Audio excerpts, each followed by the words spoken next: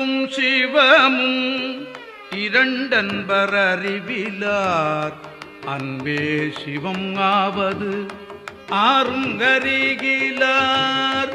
அன்பும் சிவமும் இரண்டன்பர் அறிவிலார் அன்பே சிவம் ஆவது ஆறும் அறிகிலார். அன்பே சிவம் ஆவது ஆறும் அறிந்த பின்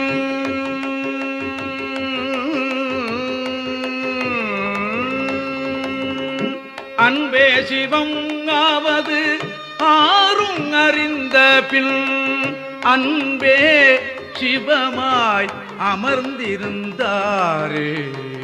அன்பே சிவம் ஆவது ஆறும் அறிந்த பின் அன்பே சிவமாய் அமர்ந்திருந்தாரே.